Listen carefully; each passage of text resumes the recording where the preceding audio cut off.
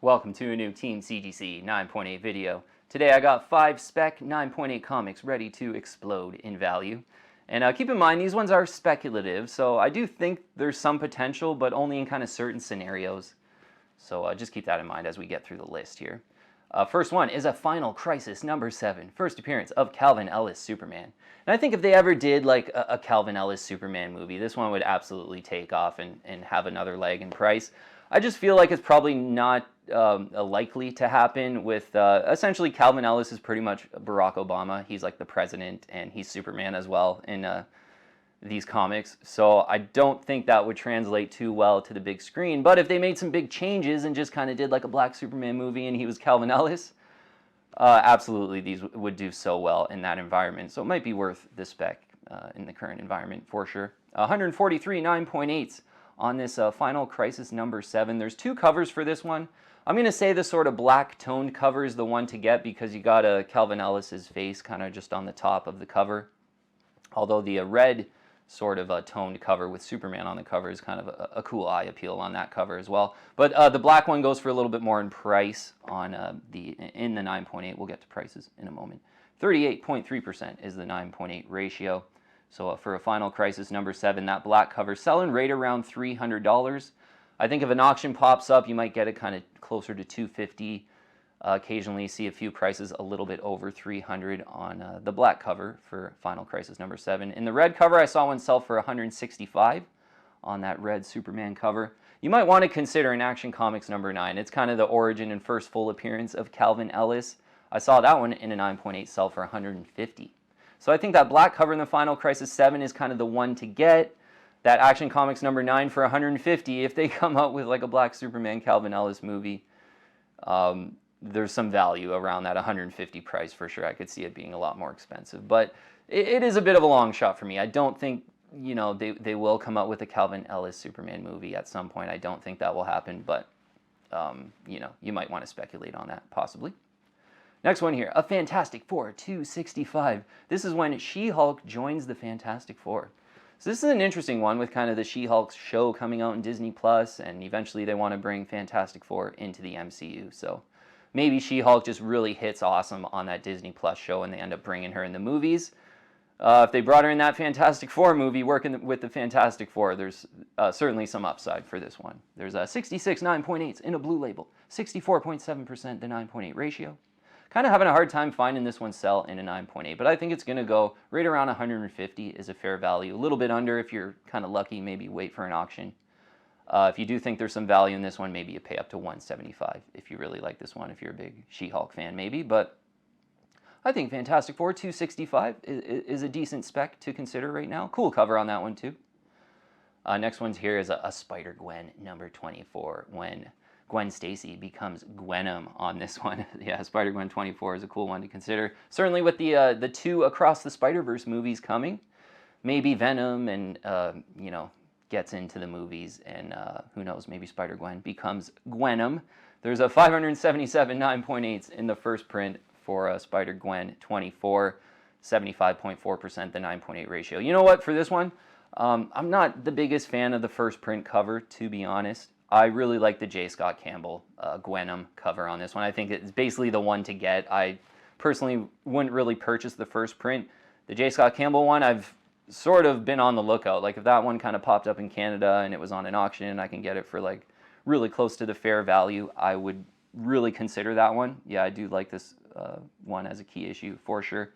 In the first printing though, $237.59. I saw one sell in an auction in the 9.8. I saw the J. Scott Campbell edition sell in a signature series. This was about 2 months ago, a little bit, you know, an older sale, but it sold for $320.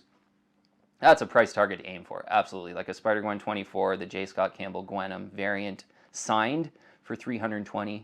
Price target to aim for. I think right around $300 for like a non-signed one would be pretty phenomenal. Even like about $320, I'd probably even pay for the non-signed version of this one. Maybe get up to about $400 in the signed version. I think $320. Just someone got a pretty screaming deal on that one.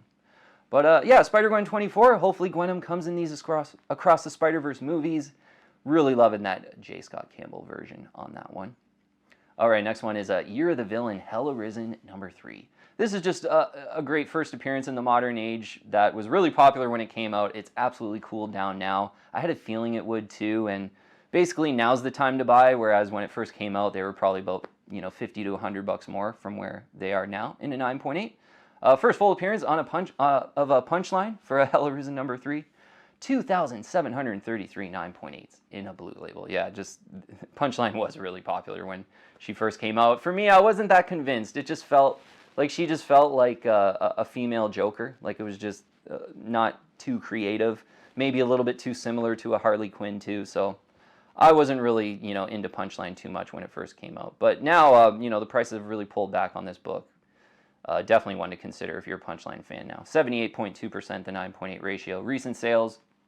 Hell, Arisen 3 9.8 in the first print, white pages, $172.75, $172.75, all US dollars, and $186.99, $186.99. Yeah, like sort of right around that 175 price is a price target to aim for. This one was kind of 225 to 250. When it first came out, when they first started getting graded, they were even a little bit closer to 300. So dipping under 200, I think the time is right on a Hell Arisen number 3.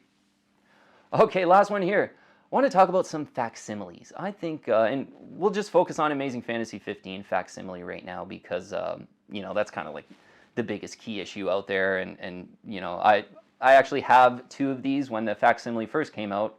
What was it, like 2 years or so ago? I grabbed a few. I grabbed 2 of them on a new comic book day. But now in the 9.8, there's quite a few getting graded. And I think, specifically kind of the Amazing Fantasy 15 one and the Hulk 181 facsimiles are probably the ones to go after. They might be worth it, albeit a little bit speculative. There's a 537 9.8s in the Amazing Fantasy 15 facsimile. 82.2% is the 9.8 ratio. Prices on that one, $175 and $185. I think if you're patient, you get it a little closer to $150. Now, interesting for these, I'm noticing like some no barcode facsimiles that have come out they came out at the same time as the ones that have the barcode. I'm not sure how some ended up not getting the barcode, but an Amazing Fantasy 15 facsimile without the barcode ended up selling for $349.99. So that is getting about double the price of the ones that have the barcode. So if you like this idea of maybe buying some of these facsimiles in the 9.8 and you're really serious about it, maybe go for those no barcode facsimiles.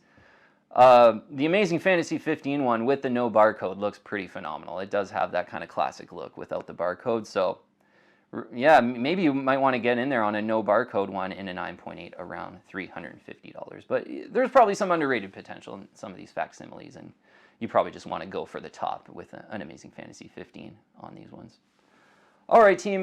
Yeah, thanks so much for watching. A few kind of, for me, a little bit speculative picks in the 9.8 to consider, for sure. Thanks so much for watching. I'll see you on the next one.